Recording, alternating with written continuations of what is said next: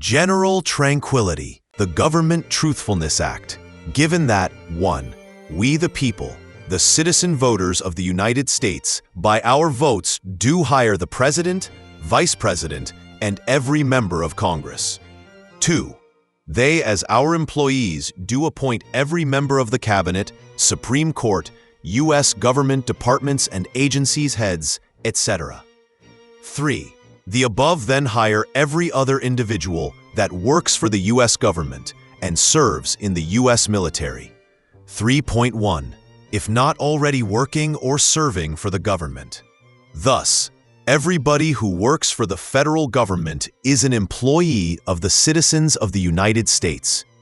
Every employer in America expects that their employees do right by them. 1. That they do not lie to them. 2. That they do not misrepresent them to anyone. 3. To expect that when they state something contrary to the truth, or at least the truth as the business sees it. 3.1. That when an employee is corrected on the matter, because the information they are using is outdated, untrue, false, or does not meet the general truth of the matter, at least the truth as the business sees it, the employee must accept the truth of the matter. 4. It is unacceptable for an employee to do detrimental harm to the business, especially when it can be shown that an employee did things on their own. 5. Further, at the time of hiring, the employer does expect the employee candidate to be honest on their resume and in interviews with them.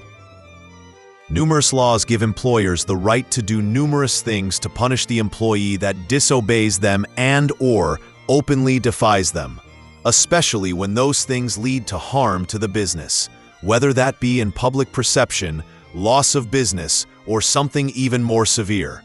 1. To dock their pay. 2.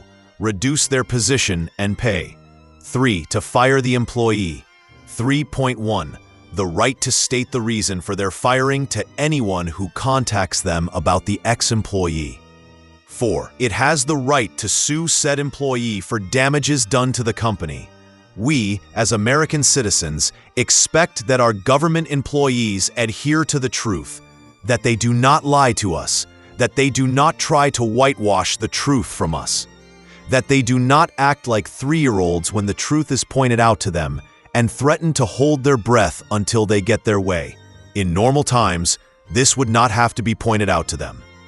In normal times, the truth is accepted as the truth, and opinion as just opinion.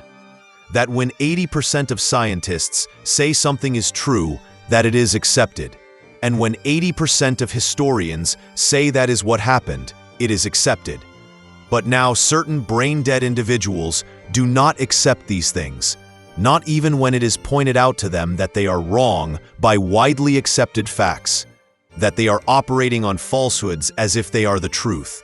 They keep on operating on the lies. Given that this irrationality affects every branch of the government, it is not enough that a law outlawing these things be written. No, an amendment to the Constitution must be written, voted upon, and sent out for ratification. In this way, everyone in the world shall see who is against this, or for the truth to be an everyday duty of the people that serve the citizenry of the United States. The Government Truthfulness Act, an ex-amendment to the U.S. Constitution. No government can properly run on false information. This amendment is meant to prevent lies and falsehoods from governing the operations of the United States government.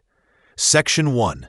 Any officeholder, whether elected or appointed, has the duty to speak to the citizens and residents of the United States honestly and truthfully. Subsection 1.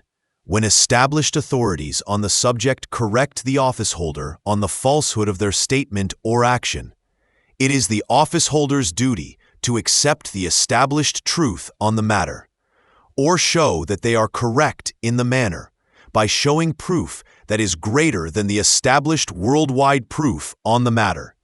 Subsection 2.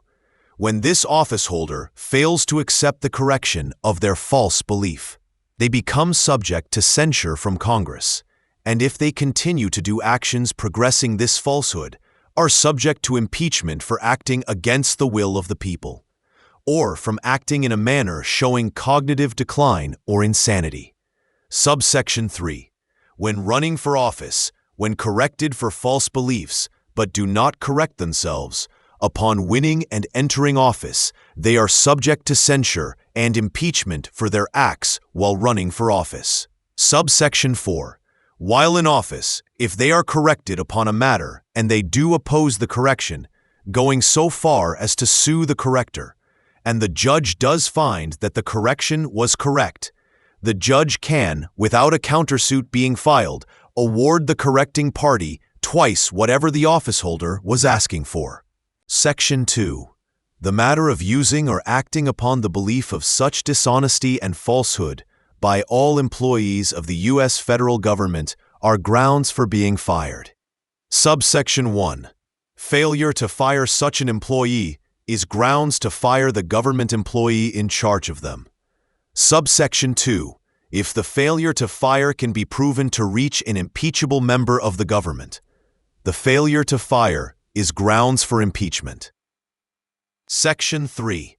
The duty of every U.S. government employee is to faithfully, honestly, and dutifully, to the best of their abilities, as a duly elected, appointed, or hired servant to the people of the United States, to follow, preserve, protect, support, and otherwise defend the Constitution of the United States and all of its laws, to make sure that the laws, regulations, and otherwise rules of the United States are correct, where need be, in their foundations to rigorous confirmed fields of study, to never hide the truths of these fields of study from the people of the United States, to see that all laws of the United States, its states and territories, are properly fulfilled to the benefit of all its people equally and fairly, treating no one greater or worse than another.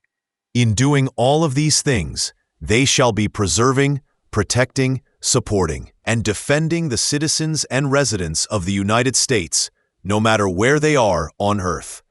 They shall be affirming that the United States has a duty to its people and to the people of the world to preserve, protect, support, and defend the planet we all live upon. In furtherance of the argument for the Act, a product that is misrepresented in advertising can get its makers sued. A product that harms people can not only get its makers sued, but if it can be proven that those in charge knew harm was likely to happen, they could be charged with reckless endangerment. And in many incidents from the past, they should have been charged with manslaughter, if not outright murder. 1. Cigarette manufacturers knew since before the 1960s that cigarettes caused cancer. 2. There were ties to asbestos causing cancer going back to before World War II. The opinion that opinion is truth is the kind of thing that gets lawyers disbarred, which is funny, given that for thousands of years, lawyers have been held in disdain, disgrace, or dishonor by the general public. Be it the view of kings to commoners, to the average man on the street in ancient Rome, to somebody on the subway in any city on the planet today. Besides, truth, justice, and the American way was for a long time Superman's slogan. That concept is what we as citizens of the United States wish our employee leaders, our government, to be. We wish them to at least try to act like Kal-El, for all of them to be honest and truthful, and serve us to the best of their ability, without expressing the fallacies that exist in every person on the planet. We want them to be better than that. We wish them to be the best of the best. We, as citizens of the United States, have the right for our employees as leaders to act together to make the United States government the best in the world. Does anyone disagree with that sentiment? Funny thing, when typing this out, I was constantly typing officehood instead of officeholder. Strange how the mind works. That view of officeholders being hoods seems to have a strong subconscious hold upon me.